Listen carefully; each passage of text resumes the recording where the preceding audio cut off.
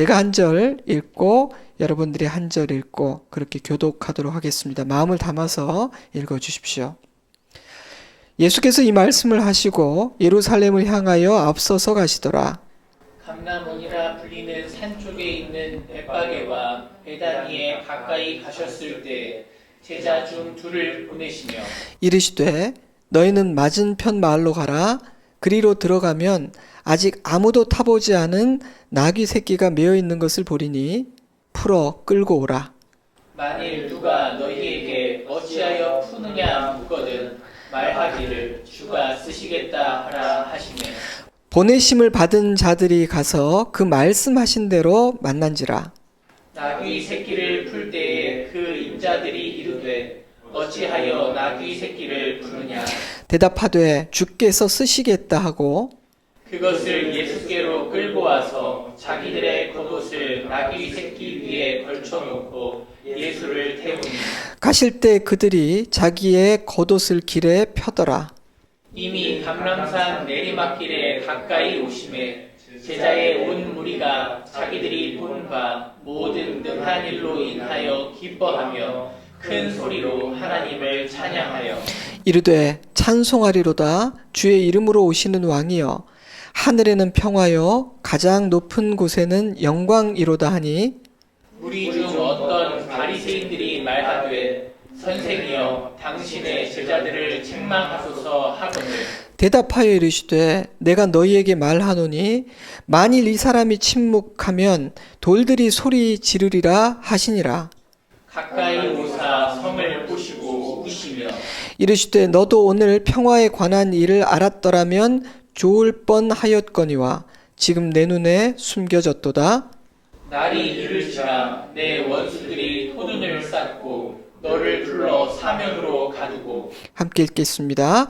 또 너와 및 그 가운데 있는 내 자식들을 땅에 메어치며 돌 하나도 돌 위에 남기지 아니하리니 이는 내가 보살핌 받는 날을 알지 못함을 인함이니라 하시니라. 아멘. 예수께서 이 말씀을 하시고 예루살렘을 향하여 앞서서 가시더라. 예수님께서 이 땅에 오신 궁극적인 목적, 그 사명을 이루시기 위한 마지막 여정이 시작되었습니다. 목적지는 십자가였죠. 누가는 체포되시기 전 예수님은 감람산에서 기도하셨는데 힘쓰고 애써 간절히 기도하셨고 땀이 핏방울처럼 땅에 떨어졌다고 기록하고 있습니다. 죽을 것을 알면서도 아니 죽기 위해 떠나는 여정, 예루살렘으로 향하시는 예수님의 마음을 우리는 감히 헤아릴 수조차 없습니다. 누가는 가까이 오셨다, came near, approached라는 표현을 3번이나 사용하며 예수님의 예루살렘 입성을 묘사하고 있습니다. 제가 읽어드릴 테니 그 장면을 상상해 보시기 바랍니다.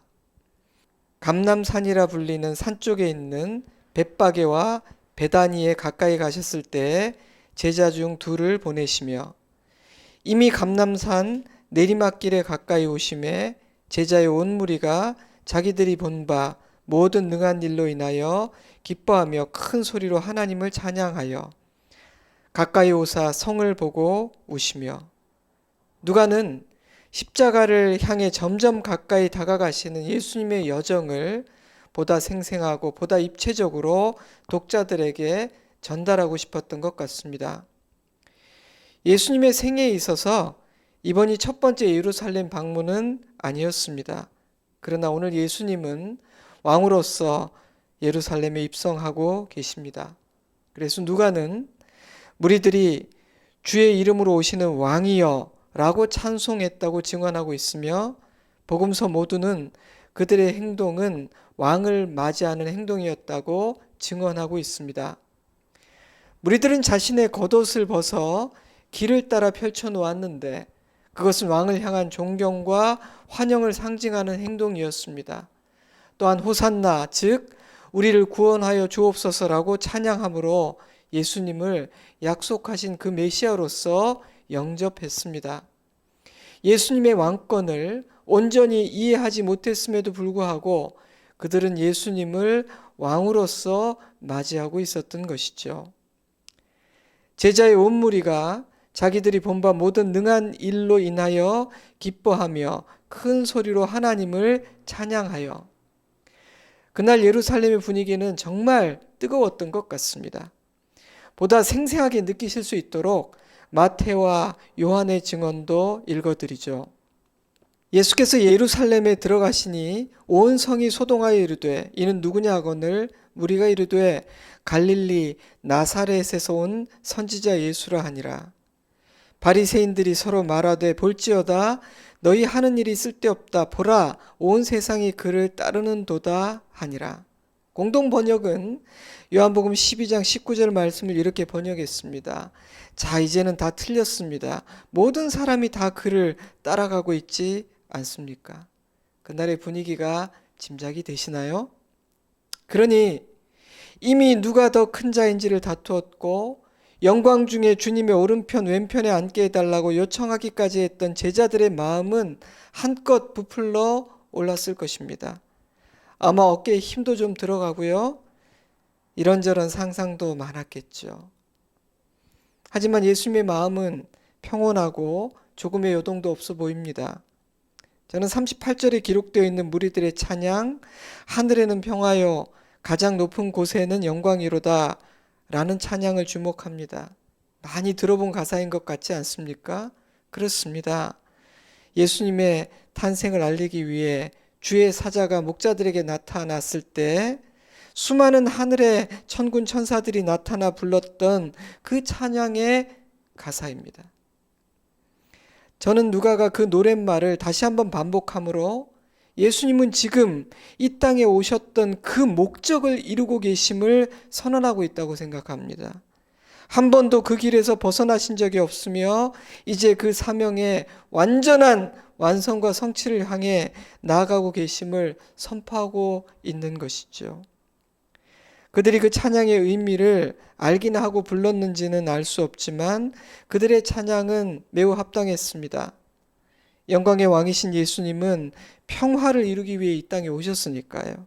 그래서 부활하신 예수님은 여인들에게 평안하냐라고 물으셨고 제자들에게는 너희에게 평강이 있을지어다 축복하신 겁니다.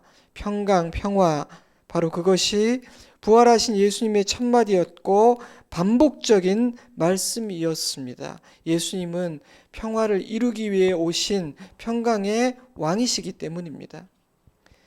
하지만 예수님이 이루고자 하시는 평화는 세상이 생각하는 평화가 아니었고 세상이 생각하는 방식으로 이루어지는 평화도 아니었습니다.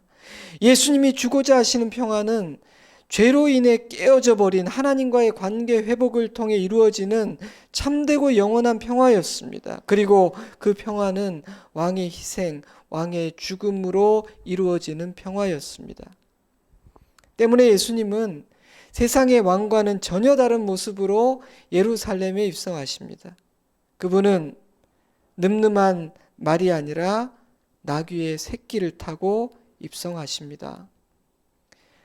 시온에 따라 크게 기뻐할지어다 예루살렘에 따라 즐거이 부를지어다 보라 내 왕이 내게 임하시나니 그는 공의로우시며 구원을 베푸시며 겸손하여서 나귀를 타시나니 나귀의 작은 것 곧 나귀 새끼니라.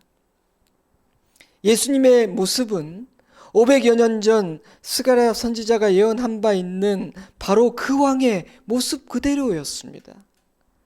말은 전쟁과 관계가 있습니다. 당시 기록들이나 시편의 묘사에 의하면 말을 타고 입성하는 것은 전쟁에서의 승리를 의미합니다. 그래서 개선 장군들은요, 늠름한 말을 타고 승리에 입성을 했어요. 그들은 칼과 창으로 승리한 왕입니다. 그러나 그들이 가져온 평화는 쉽게 깨지고 말았습니다. 그들은 곧 쇠락하고 더 강한 칼과 더 강한 힘이 등장했기 때문입니다. 그러니 진정한 평화, 빼앗기지 않는 평강은 힘과 칼로 얻을 수 없습니다. 하지만 반복된 실패의 경험에도 불구하고 어리석은 인간은 여전히 힘으로 이기려 하고 칼로 평화를 얻어내고자 합니다. 심지어 하나님의 교회도 믿음의 사람들조차도 그러한 세상의 길을 걷기도 합니다. 그러한 태도, 그러한 방법, 그러한 여정에 예수님이 보일 리 없습니다. 예수님은 나귀를 타고 예루살렘에 들어가셨습니다. 스가랴서의 문맥에 의하면 나귀는 칼과 창과 같은 무력과 권세와 대조되는 겸손과 평강의 상징입니다. 말은 전쟁을 떠오르게 만들지만 나귀는 겸손과 평화를 생각하게 하는 존재인 것입니다. 그러므로 이 장면은 예수님이 어떤 종류의 왕이신지를 보여줍니다. 예수님께서 이루실 구원의 성격과 그 구원을 이루실 방식을 상징합니다. 예수님은 자신의 힘으로 칼과 창으로 승리하지 않으실 것입니다. 오히려 예수님은 이렇게 말씀하셨습니다. 내 칼을 도로 칼집에 꽂으라. 칼을 가지는 자는 다 칼로 망하느니라. 너는 내가 내 아버지께 구하여 지금 12군단이나 더 되는 천사를 보내시게 할 수 없는 줄로 아느냐? 또 눈은 눈으로 이는 이로 갚으라 하였다는 것을 너희가 들었으나 나는 너희에게 이르노니 악한 자를 대적하지 말라. 누구든지 내 오른편 뺨을 치거든 왼편도 돌려대며. 지금까지도 그렇게 살아오셨지만 예수님은 이제 곧 이 말씀의 진수를 보여주실 것입니다. 예수님은 권세를 휘두르기 위해서가 아니라 섬기고 죽기 위해 오신 겸손의 왕, 사랑의 왕이십니다. 그러한 예수님의 모습은 우리가 이 땅에서 취해야 할 태도와 우리가 싸워야 할 방식을 보여줍니다. 예수님은 이 땅의 보좌가 아니라 하늘의 보좌에 앉으실 것입니다. 그것은 우리가 받게 될 상이 이 땅의 것이 아니라 하늘의 것이라는 사실을 증거합니다. 우리는 이 땅의 영광을 바라지만 예수님은 아니, 네가 하늘의 영광이 어떠한 것인지를 몰라서 그래. 그렇게 말씀해 주십니다. 말씀 묵상을 통해서도 잠시 나눈 바 있지만 예수님께서 자신이 타실 나귀를 선택하고 취하시는 방법도 저에게는 참 인상적입니다. 너희는 맞은편 마을로 가라. 그리로 들어가면 아직 아무도 타보지 않은 나귀 새끼가 매어 있는 것을 보리니 풀어 끌고 오라. 만일 누가 너희에게 어찌하여 푸느냐 묻거든 말하기를 주께서 쓰시겠다 하라. 예수님은 제자들에게 돈을 쥐어주시며 나귀를 렌트하라, 나귀를 사오라 말씀하지 않으셨습니다. 믿음 좋은 사람을 찾아 정중하게 부탁하라, 도네이션 해달라고 요청하라 말씀하지도 않으셨습니다. 맞은편 마을에 가면 아무도 탄 적이 없는 나귀 새끼가 매어 있는 것을 보게 될 것이다. 그러면 그 나귀를 풀어서 끌고 오라. 만약 누가 아니 네가 뭔데 내 나귀를 함부로 가져가려 하느냐 말하거든 예수님께서 쓰고자 하신다 그렇게 대답하라. 마치 모든 것을 보고 계신 것 같았고 부탁이 아니라 엄중한 명령의 어조였습니다. 주인들과 사전 교감을 하신 것이 분명하다 이렇게 해석하는 자도 있기는 하지만 전체적인 문맥이나 표현으로 볼 때 이 일은 모든 것의 주인 되시는 예수님의 권위 앞에 나귀의 주인들이 순종했던 신비한 사건이라고 이해하는 편이 훨씬 합리적입니다. 저는 이 이야기는 그들은 잠시 맡은 자에 불과했고 진정한 주인은 예수님이심을 드러내는 이야기라고 생각합니다. 때문에 그들은 진짜 주인이 나타나자 자기도 모르게 주인이 원하시는 대로 내어드린 것입니다. 어떤 학자는 예수님은 언제든지 그것이 무엇이든지 자신의 것을 징발하실 수 있는 권리를 가진 분이라고 설명하기도 했습니다. 저는 그 설명에 동의하고 공감합니다. 그러니 이 장면은 우리에게 참 많은 것을 의미하는 장면입니다. 내가 나의 것이라고 생각하는 모든 것들은 사실은 내 것이 아닙니다. 그러니 주께서 쓰시겠다 하면 내어드려야 하고 나의 모든 것은 주인의 뜻과 목적에 합당하게 사용되어야만 합니다. 주인은 내가 아니기 때문입니다. 고난 주간을 보내며 나의 모든 것이 누구로부터 왔는지, 내가 누구의 소유인지를 다시 한번 분명히 할 수 있는 기회가 되기를 바랍니다. 저도 그렇게 하겠습니다. 저는 이 나귀는 참 영광스러운 일에 쓰임 받았구나라는 생각도 했습니다. 한 번뿐인 인생, 길지 않은 인생, 어차피 우리는 누군가에게 또 어떤 일에 쓰임 받다가 눈을 감게 됩니다. 모두가 그렇습니다. 예외가 없습니다. 그렇다면 기왕이면 왕의 일에 쓰임 받으면 좋지 않을까요? 감사한 사실은 늠름하고 대단한 말이 아니라 초라하고 볼품없는 나귀 새끼도 왕을 모실 수 있었다는 사실입니다. 만약 예수님께서 그래도 왕으로서 예루살렘에 입성하는 것인데 내 체면도 있으니 고귀한 품종의 늠름한 종마 정도는 타야 하지 않겠느냐? 그러니 그런 종류의 말로 가서 한번 알아보거라 말씀하셨다면 저는요, 주님을 모실 기회가 없는 그런 인생이었을 것입니다. 나는 안 되겠구나. 그래, 내가 꿈을 꾸지도 말아야지 생각해야 했을 것입니다. 하지만 주님은 나귀 새끼를 타고 입성하십니다. 그러니 누구에게나 주님을 모실 기회가 있는 겁니다. 쓰임 받는 인생이 될 수 있는 것이죠. 참으로 감사한 일입니다. 그런데요, 한 가지 조건이 있습니다. 아직 아무도 타보지 않은 나귀 새끼여야 했습니다.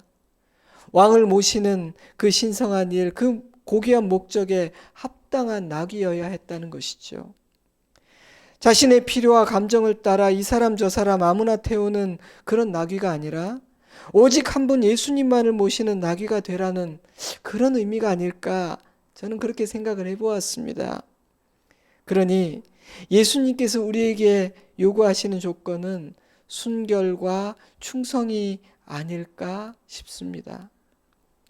그러므로 만약 저와 여러분이 나의 남은 인생을 주님께 드리고 주님을 모시고 주님께 쓰임받는 인생이 되기를 진정으로 원한다면 이제부터는 오직 주님 한 분만 모시기로 마음을 먹어야 합니다. 지금까지 어떠하였든 이제부터 새로운 마음으로 새롭게 시작하면 됩니다. 다른 사람이나 이 세상의 것들에 마음을 주면 안 됩니다. 다른 것을 의지하고 다른 것에 소망을 두고 두 마음을 품고 양다리를 걸치지 않아야 합니다. 이런저런 부족함이 많이 있다 할지라도 오직 주님만 모시고자 하는 순결함과 충성스러움만 마음에 품는다면 주님은 우리를 부르시고 우리를 쓰십니다.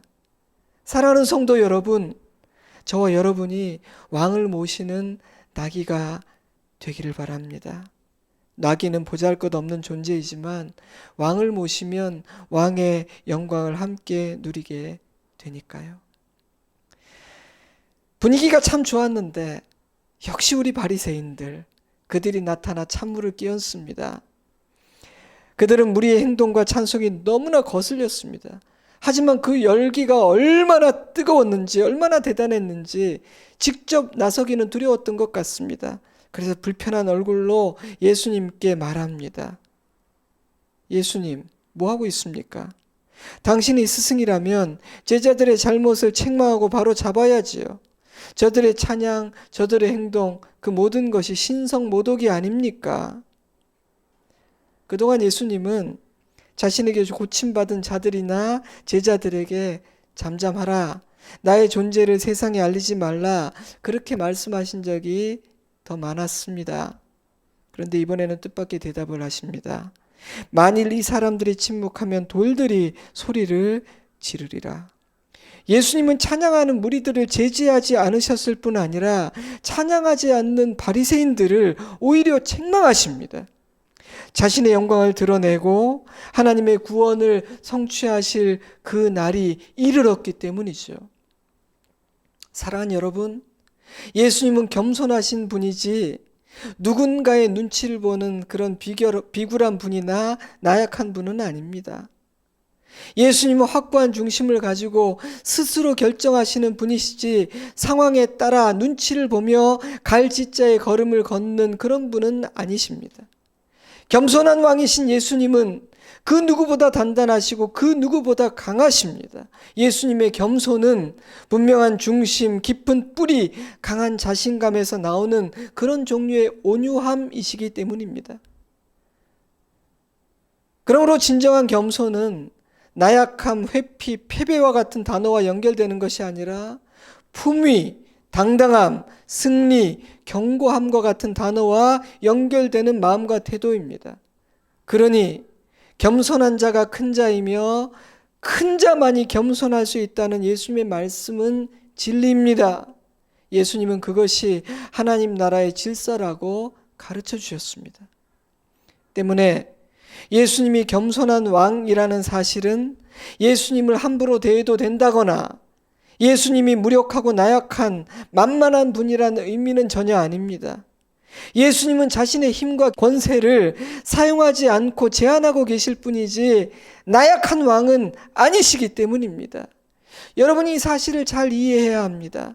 그런데 어리석은 인간은 겸손하고 선하면 우습게 여기거나 만만하게 봅니다. 바리새인들이 그랬습니다. 예수님이 칼과 창으로 무장한 수많은 군대와 함께 예루살렘에 들어왔다 해도 그들이 예수님을 그렇게 대했을까요? 예수님이 로마의 유력자들과 함께 하고 계셨다면 그들의 태도는 어땠을까요? 하지만 바리새인들은 나귀를 타고 별 볼 일 없는 초라한 12 제자들과 함께 오시는 예수님을 아주 하찮고 나약한 분으로 대했습니다. 그것이 그들의 실력이었던 것이죠. 하지만 예수님을 그렇게 대해서는 안 됩니다. 예수님은 우리가 그렇게 함부로 대할 수 있는 분이 아닙니다.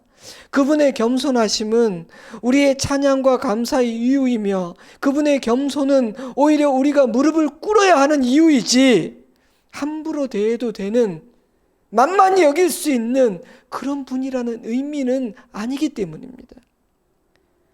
예수님은 왕의 권위로 그들을 엄히 꾸짖으십니다. 만일 인간이 찬송하지 않는다면 돌들이 찬송할 것이라는 그 말씀은 피조물조차도 알고 찬송하는 만왕의 왕을 너희 바리새인들은 모르고 있구나라는 책망이기도 합니다. 대단한 아이러니 아닙니까? 바리새인들은 자신을 지혜로운 자로 생각하고 있었지만 예수님의 눈에 그들은 돌들이 알고 있는 것도 알지 못하는 무지하고 어리석은 자에 불과했으니까요. 그런데 이 세상에서는 그런 일들이 많이 일어나는 것 같습니다. 사실 우리는 자신이 얼마나 어리석은 자인지 지혜자인지조차 알지 못합니다. 하나님 앞에서 내가 양인지 염소인지조차 모릅니다. 그것은 우리 주님 다시 오시는 그날 밝혀질 것입니다. 그러니 겸손한 것이 좋겠지요. 할 수만 있다면 진중한 것이 좋겠지요. 저는 그것이 알지 못하는 자, 모르는 자가 지내야 될 합당한 태도라고 점점 더 확신하게 됩니다. 그런 와중에 예수님은 예루살렘에 더 가까이 다가가셨습니다. 그런데 그 성을 보고 울기 시작하십니다. 가까이 오사 성을 보시고 우시며 이르시되 너도 오늘 평화에 관한 일을 알았더라면 좋을 뻔하였거니와 지금 내 눈에 숨겨졌도다. 우셨다라는 단어는 감정을 사기며 소리를 죽여 흐느끼는 정도의 슬픔이 아니라 자신의 감정을 고스란히 표출하며 소리내어 우는 격한 슬픔을 의미합니다. 제자들은 놀랐을 거예요. 예수께서 그토록 아프게 우신 이유는 예루살렘의 멸망이 가까이 다가왔음을 아셨기 때문입니다. 제자들도 대제사장들과 서기관들도 이스라엘 백성들도 전혀 알지 못했지만 예수님은 아셨기 때문입니다. 그들이 누리고 있는 평화는 사상 누각, 즉 모래 위에 세운 성과 같았기에 곧 허물어지고 말 것입니다. 42절 말씀을 현대인의 성경으로 읽어드립니다. 너도 오늘날 너에게 평화를 가져다 주는 것이 무엇인지 알았더라면 좋았을 텐데 그러나 지금 그것이 너에게 숨겨져 있구나.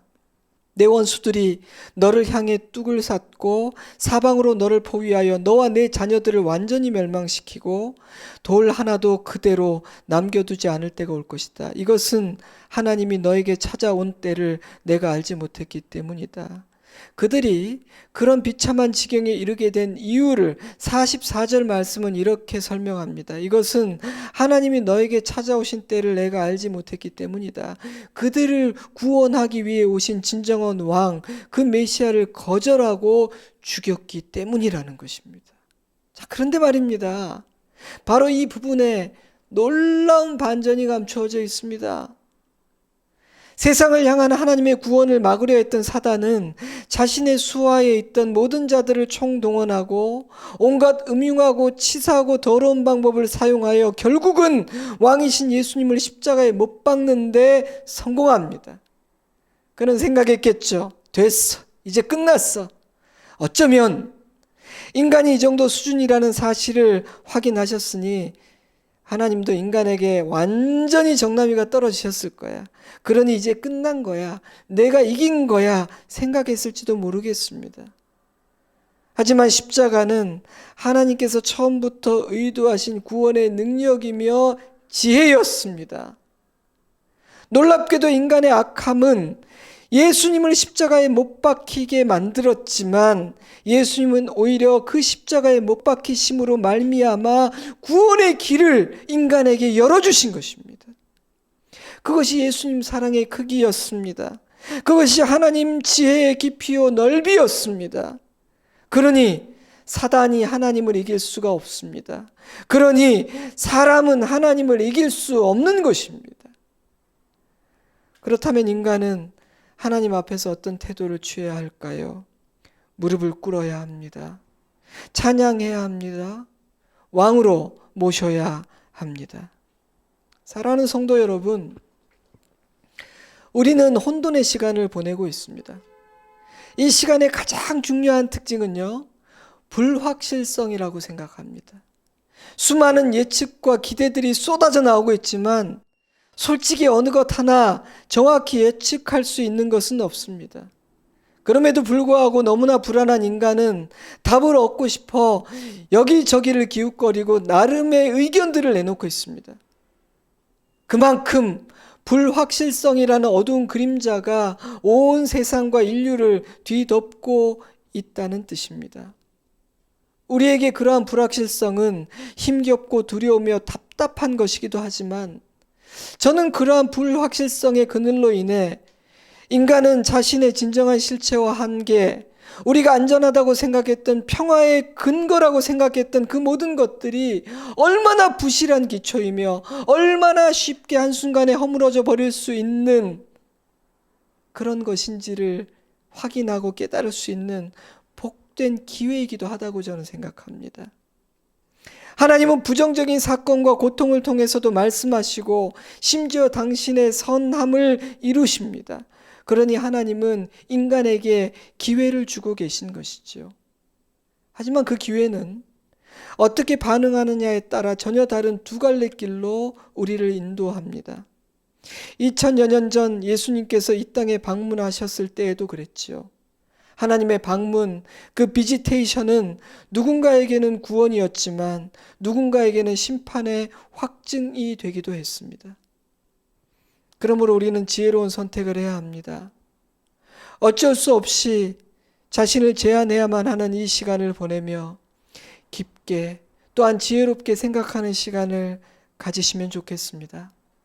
불필요하고 본질적이지 않은 모든 것들을 하나하나 내다버리고 필요한 것들을 내 인생에 남기는 기회로 삼을 수 있으면 좋겠습니다. 누구를 따를 것인지 내 삶의 기초를 어디에 세울 것인지를 결정하는 시간이 되었으면 좋겠습니다. 혼돈의 시간, 불확실성으로 충만한 시간에는 확실하고 분명한 것을 더 깊이 알고 굳건히 붙드는 일을 해야만 합니다. 성경을 탐독해야 하는 이유입니다. 하나님의 본질과 성품, 그리스도의 인격과 사역, 예수께서 걸어가신 그 길, 바로 그곳에 답이 있습니다. 그러니 불확실한 것, 답을 알 수도 없는 것들을 염려하고 고민하느라 시간을 낭비해서는 안 됩니다. 도대체 일이 언제 끝날까 고민하지 맙시다. 고민해도요, 우리가 알 수 없는 영역의 일입니다. 그러니 우리가 분명히 알 수 있는 진리, 우리에게 허락된 그 진리를 더 깊이 묵상하고 내 것으로 만듭시다. 내일부터 고난주간을 기념할 것입니다. 예수님의 성품과 예수께서 걸어가신 그 십자가 여정에 답이 있습니다. 오늘 우리는 예수님은 어떤 왕이셨고 그 왕이 구원과 평화를 이루시는 방법은 어떠했는지를 묵상했습니다. 왕을 모시는 영광을 누린 그 나귀 새끼에 대해서도 묵상해 보았습니다. 내게 주시는 교훈과 은혜를 붙드시기 바랍니다. 한 번뿐인 인생, 왕을 모시는 인생 되기를 원합니다. 이제 오직 주님만을 모시겠습니다. 고백하시기 바랍니다. 부족한 묵상이지만 이 설교를 한 번 더 들으시면서 여러분이 더 깊이 묵상하고 주님의 음성을 들을 수 있는 시간을 가지시면 참 좋겠습니다. 예수님의 마지막 여정은 우리가 가져야 할 태도와 우리가 버려야만 하는 방식들이 무엇인지를 가르쳐 줍니다. 주님의 모습에 내가 걷고 있는 인생 여정을 비추어 보십시오. 이 마지막 때에 내가 선택한 길, 나의 말, 나의 행동은 그리스도와 닮았으며 주님이 걸어가신 그 길과 일치하고 있는지를 생각해 보시기를 바랍니다. 물론 죄의 권세로부터 온전히 자유롭지 못한 우리가, 그것도 타락한 이 세상에 살면서 예수님을 닮고 예수님의 길을 따라 걷는다는 것은 결코 쉬운 일이 아닐 겁니다. 하지만 참된 평화, 진정한 자유, 하늘의 기쁨은요, 오직 예수님을 따르는 그 길에만 있습니다. 그러니 오늘 오직 예수님만을 따르겠다고 마음 먹으시기를 바랍니다. 고난주간은 그 일을 하기에 아주 좋은 기회입니다. 그러니 이번 한 주간 꼭 새벽 시간은 아니라 할지라도 여러분 각자가 매일 시간을 정해 고난주간 기도회를 가지시기 바랍니다. 받은 은혜와 기도 제목들을 정리하여 적으시고 마음에 품고 믿음으로 기도하고 응답받는 한 주간 보내시기를 바랍니다. 저도 그렇게 하겠습니다.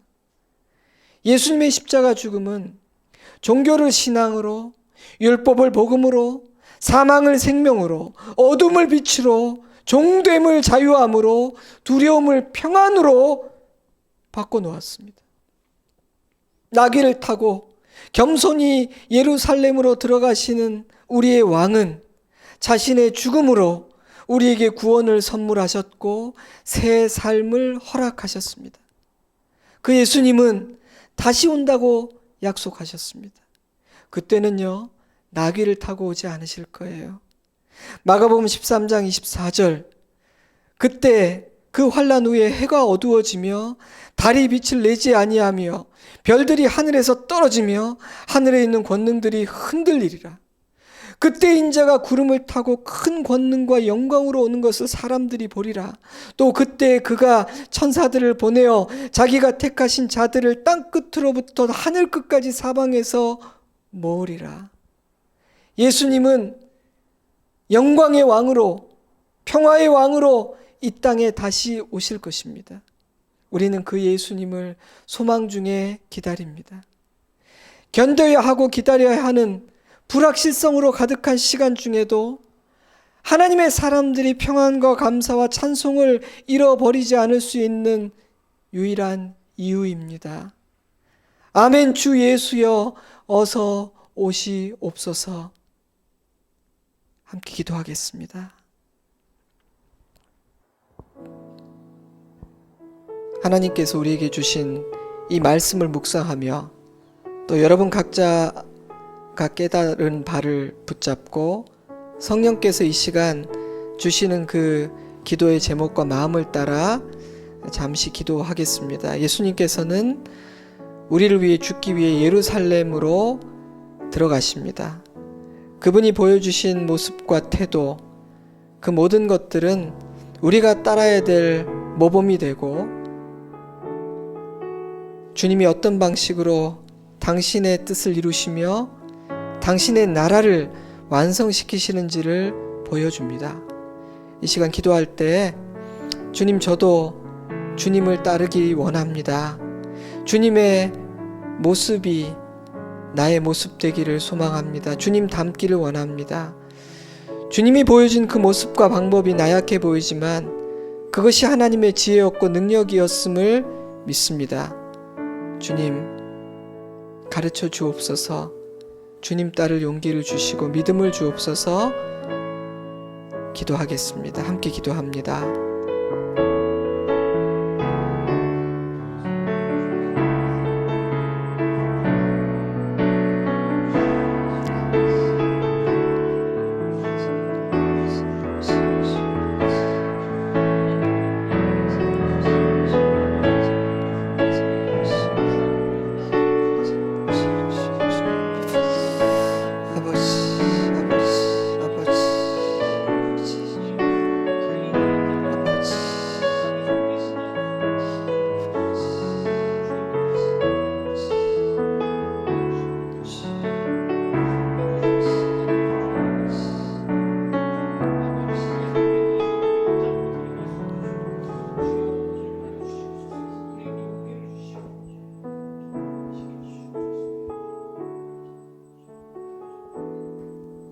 사랑과 은혜가 풍성하신 좋으신 우리의 아버지 하나님, 우리를 구원하시기 위해 이 땅에 영원하고 빼앗기지 않는 그 평화와 평강을 이루고 허락하시기 위해 겸손히 나귀를 타고 십자가를 향해 나아가고 계신 예수님의 모습을 상상하며 마음에 담습니다.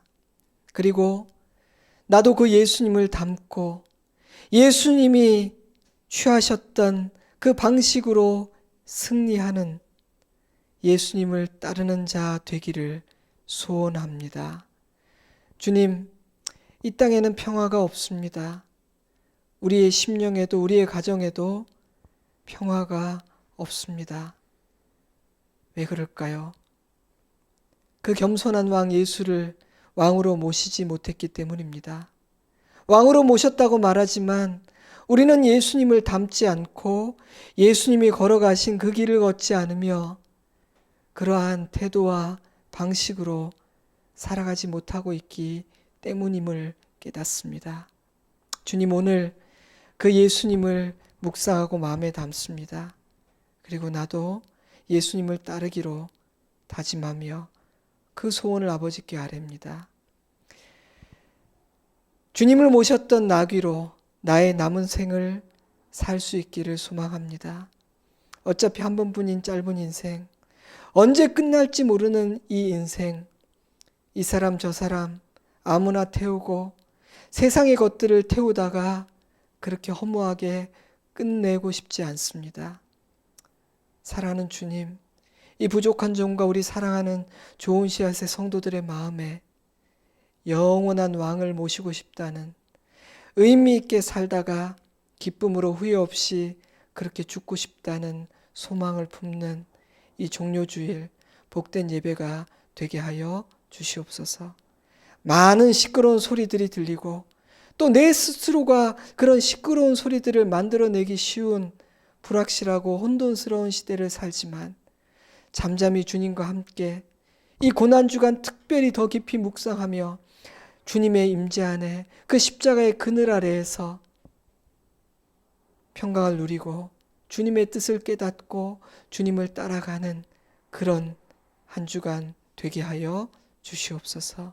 우리 구주 예수 그리스도 이름으로 감사하며 기도드리옵나이다. 아멘. 찬양하고 제가 축도함으로 종료주일 예배를 마치겠습니다.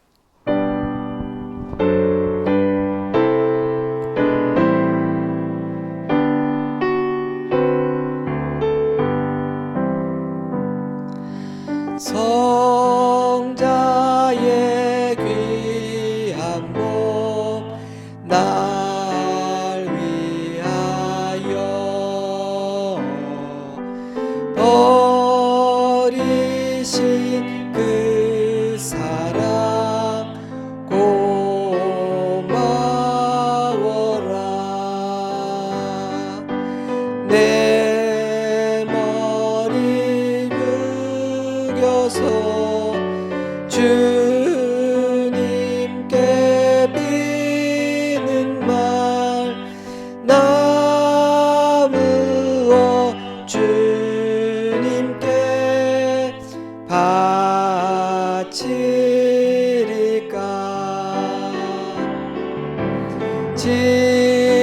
지금도 날 위해 간구하시 이 옅은 믿음이 없나니 주님의 참 고맙고 놀라와 찬송과 기도를 쉬지 않네 주님의 십자가 나도 지고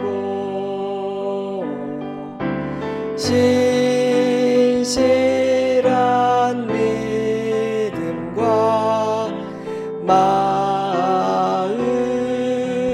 마음으로 형제의 사랑과 친절한 위로를 위계나 베풀게 하옵소서 만 가지 은혜를 받았으니 내 평생 슬프나 즐거우나 이 몸으로 온전히 주님께 바쳐서 주님만 위하여 늘 살겠네.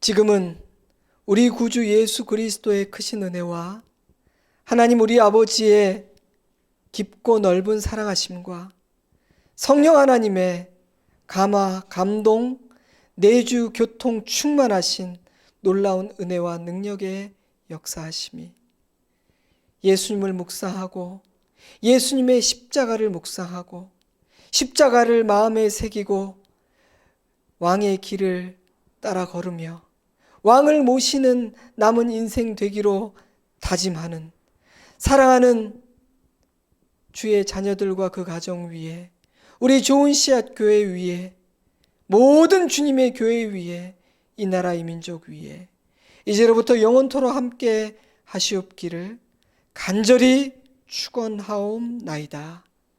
아멘.